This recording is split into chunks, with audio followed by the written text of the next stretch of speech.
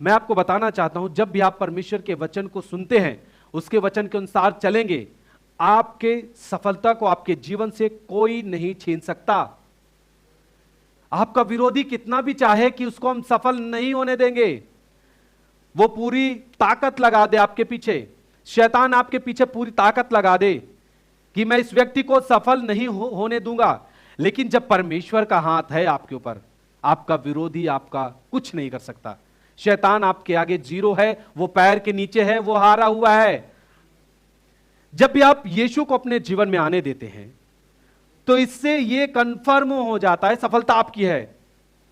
इससे कंफर्म हो जाता है शैतान जो आपको सताता था, जो आपको असफलताओं में लेके जाता था, जो आपको बीमारियों में लेके जाता था, बुरी लतों में लेके जाता था, वो आप मेरे पैर के नीचे है,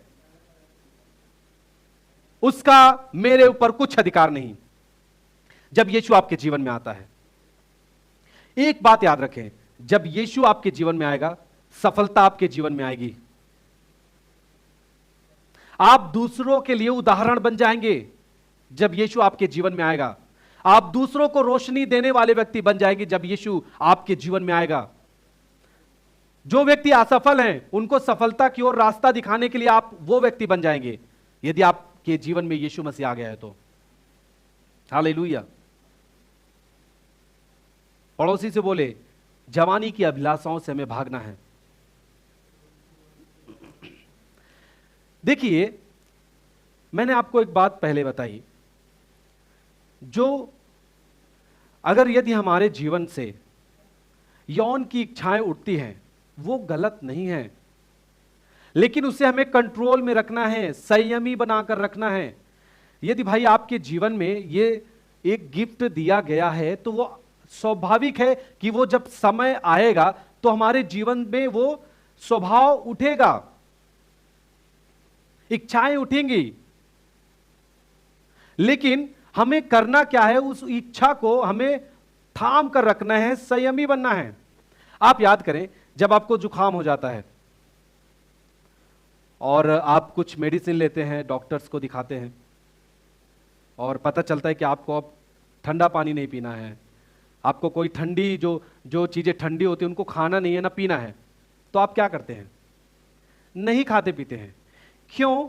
क्योंकि आपको पता चल गया है कि इसके कारण से जुकाम बढ़ती जाएगी और मैं तो मृत्यु की सैया पे चला जाऊंगा, मुझे गंभीर रोग हो सकता है यदि मैं ठंडी चीजों का सेवन करने लगा। तो आप क्या करते हैं? उस ठंडी चीजों को लेना बंद कर देते हैं, फैन में सोना बंद कर देते हैं, एसी में सोना भी बंद कर देते हैं। आप क्या करने लगते हैं? गर्म पानी, कुछ भी चीजें आप खाते पीते हैं जो गर्म हो, उसको आप खाते पीते हैं। उसी तरह आपको पता लग गया है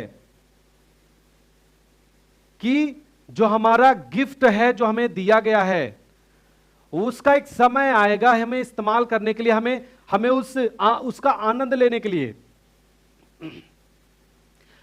समय आने के पहले हम उसका आनंद नहीं ले सकते। परमेश्वर के वचन के अनुसार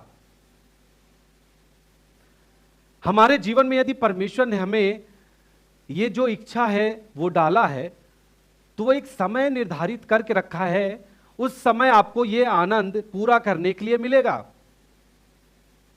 इस आनंद को आप विवाह से पहले इस्तेमाल नहीं कर सकते, उस गिफ्ट को विवाह से पहले इस्तेमाल नहीं कर सकते। यदि आपका बर्थडे हो, आपका जन्मदिन हो, और कोई व्यक्ति, मान लीजिए उसको साइकिल चलाना नहीं आता और उसको साइकिल गिफ्ट में मिली हो, तो वो कब इस्तेमाल करेगा साइकिल को? जब चलाना सीख जाएगा। उसका एक समय आएगा उस उपहार को इस्तेमाल करने के लिए। वैसे ही जो परमेश्वर ने हमारे जीवन में जो गिफ्ट दिया है, उसका एक समय आएगा कि हम खुद ही उसका आनंद लेने पाएंगे। आप सोचिए, यदि आपको कोई गिफ्ट दे और आप उस गिफ्ट को तोड़ डालें, उसके सामने खराब कर दे, नष्ट कर दे, इस्तेमाल ही ना करें, तो वो जो गिफ्ट देने वाला है वो आपसे घृणा रखेगा कि प्यार रखेगा? घृणा रखेगा। वो आपको दोबारा गिफ्ट नहीं देगा। वैसे है परमेश्वर जो हमें गिफ्ट दिया है, उसे हमें खराब नहीं करना है। ये गिफ्ट जो दिया गया है, ये हमारे शादी के बाद का आनंद लेने के लिए दिया गया है, और यदि हम इसे पहले इस्तेमाल करते हैं तो हम परमेश्वर के गिफ्ट को खराब कर रहे हैं, उसे डिस्ट्रॉय कर रहे हैं, नष्ट कर रहे हैं। साफ से जाहिर होता है हम परमेश्वर तुझसे हम प्यार नहीं कर रहे हैं। भाई यदि हम किसी के गिफ्ट को खराब करेंगे तो साफ से बात जाहिर होती है हम उससे प्यार ही नहीं करते जो हमें गिफ्ट दिया है। हालेलुया। तो परमेश्वर ने जो हमें गिफ्ट दिया है उसका इस्तेमाल जब समय आएगा तब करें, वो गिफ्ट हमेशा के लिए आपके जीवन के लिए कायम रहेगा। हालेलुया। परमेश्वर आपको चाहता है कि आपको जो वो गिफ्ट दिया है उसमें आप आनंद करें। हम ये आनंद विवाह के पहले ना ढूंढे, ये बेविचार है, इससे परमेश्वर घृणा करता है, हमें इससे भागना है, इससे दूरी बनाकर रखना है।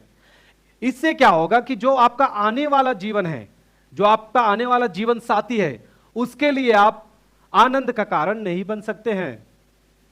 क्यों? क्योंकि आप पहले से उसके गिफ्ट को जो परमेश्वर ने दिया है आपको खराब कर देते हैं। परमेश्वर सबके मन की आंखों को खोले।